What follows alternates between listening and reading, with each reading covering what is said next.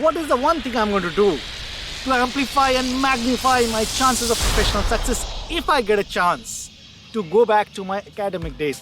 अगर मुझे मौका मिले कि मैं अपने यूनिवर्सिटी और एकेडमिक डेज पास्ट में चला जाऊं, तो मैं ऐसा क्या चेंज करूंगा जिससे कि मेरे सक्सेस के चांसेस बहुत गुना बढ़ जाए। इस चीज को समझने के लिए हमें कैपेबिलिटी, जो शब्द कैपेबिलिटी है, सक्षमता है, इसको बहुत ध्यान से समझना पड़ेगा in the context of today's world. आज के कॉर्पोरेट कह लीजिए या बिजनेस वर्ल्ड के रिस्पेक्ट आपको समझना पड़ेगा कि कैपेबिलिटी के 3 कैटेगरीज क्या है।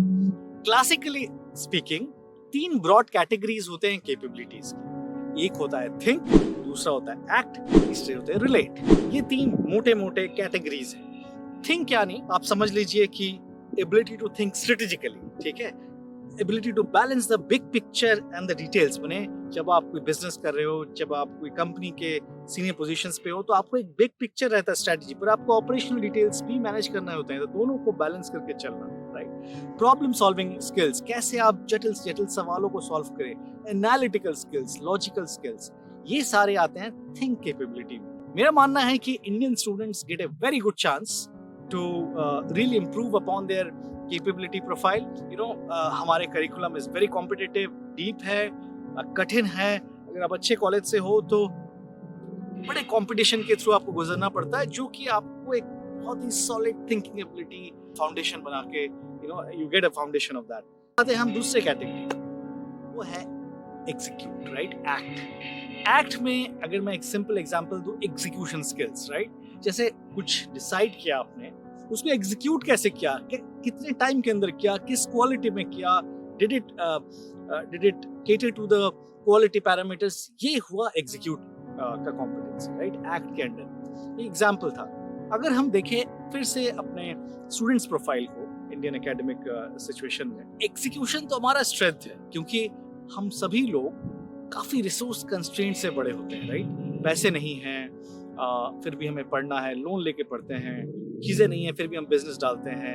हम रियली बहुत पावरफुल हैं, जिसको ऑफ कोर्स लोग जुगाड़ मेंटालिटी भी कहते हैं। उसके पॉजिटिव्स है, नेगेटिव्स है, but from a resourcefulness perspective मेरा मानना है कि Indians are very impactful. That is the reason why Silicon Valley या ग्लोबली कहीं पे चले जाइए, आप बहुत सक्सेसफुल इंडियंस मिलेंगे, राइट। मेरा पॉइंट आता है तीसरे कैपेबिलिटी कैटेगरी, रिलेट। रिलेट यानी उसके अंदर मैं कॉम्पिटेंसीज की बात करूं तो आप समझ लीजिए जैसे collaboration skills, team skills, personal branding, right, communication skills, interpersonal skills, ये सारे ब्रॉड कैपेबिलिटी के स्किल्स हैं जो कि रिलेट कैटेगरी के अंदर आता है। यहाँ पे हम बहुत मिसअप करते हैं एज इंडियन स्टूडेंट्स। बहुत ज्यादा ये होता है, चाहे आप दिल्ली के हो, मुंबई के हो या किसी छोटे शहर के हो, ये रियली एक स्ट्रॉन्ग इम्प्रूवमेंट एरिया है, मेरा ये मानना है, क्योंकि मैंने खुद इसको झेला है। मैं एक बहुत छोटे शहर से हूँ, जमशेदपुर से हूँ, और जैसे जैसे मैं अपने करियर के पड़ाव में आगे बढ़ता गया, इंजीनियरिंग करी आई से, MBA करा एक्सेल से, उसके बाद जब मैं एक्सेंचर एक कंसल्टिंग वर्ल्ड दिल्ली में आया, तो मेरे लिए तो कल्चर शॉक था। एक तो दिल्ली का कल्चर, शो ऑफ कल्चर, बड़ी गाड़ियाँ, ब्रांडेड कपड़े, शो ऑफ।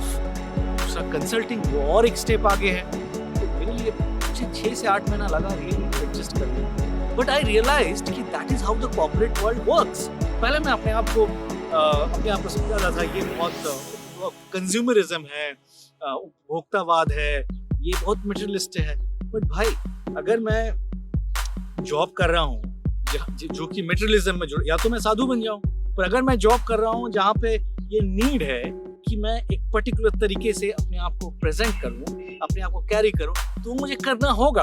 वो मेरा कंज्यूमरिज्म नहीं हुआ, वो मेरा प्रोफेशनल नीड हुआ। इसीलिए मैं हमेशा कहूंगा कि अगर मुझे मौका मिले कि मैं 15-20 साल पीछे जा सकूं, जब मैं अपनी यूनिवर्सिटी में हूं, तो सबसे इम्पॉर्टेंट चीज मैं जो करूंगा वो है कि अपने आप में रिलेट स्किल्स को बढ़ाने की कोशिश करूं। क्योंकि याद रखें, जब आप अपने एकेडमिक वर्ल्ड से कॉर्पोरेट वर्ल्ड में पैर रखते हैं, सबसे बड़ा चेंज जो होता है वो है इंडिविजुअल पर्सपेक्टिव से आपको एक ऑर्गेनाइजेशनल पर्सपेक्टिव चेंज लाना पड़ता है। क्योंकि जब ऑर्गेनाइजेशन में जाते हो, या या तो अपने बॉस को डील करते हो लीडर्स में, या तो अपने पीयर्स को डील करते हो, और जैसे जैसे आप आगे बढ़ते हो अपने जूनियर्स को डील करते हो। अगर आपने वो कैपेबिलिटी डेवलप नहीं करी तो आप कंटिन्यूअसली अपना पावर सिर्फ अथॉरिटी जो आपका टाइटल है, पोजीशन, वहां से डिराइव करोगे। इंट्रिंसिकली आप जो हो उससे नहीं डिराइव करोगे, वो आपके लिए लंबे समय के लिए ठीक नहीं है। वो आपके इफेक्टिवनेस को बहुत बहुत नीचे करेगा, कम करेगा। तो मेरा आपसे गुजारिश है कि please work on your relate skills. आपने देखा होगा ओप्रा विनफ्रे, ये कैपेबिलिटी सिर्फ उनके पास रिलेट स्किल्स था जिससे वो बिलियनियर बन गए। आपको कोशिश करना है रिलेट स्किल्स को, अपने पैकेजिंग, पर्सनल ब्रांडिंग, कम्युनिकेशन को, अपने इंटरपर्सनल स्किल्स को, how you are coming cross, your body language, इन सब पे बहुत ध्यान दे, क्योंकि आगे जाके ये इंक्रीजिंगली बहुत इम्पैक्ट करेगा आपकी सक्सेस में as compared to technical skills. आशा करता हूँ वीडियो आपको अच्छा लगा। Please hit the like button और चैनल को जरूर सब्सक्राइब कीजिए ताकि मेरे न्यू वीडियोस आप तक पहुंच पाए। बहुत बहुत धन्यवाद। Stay focused.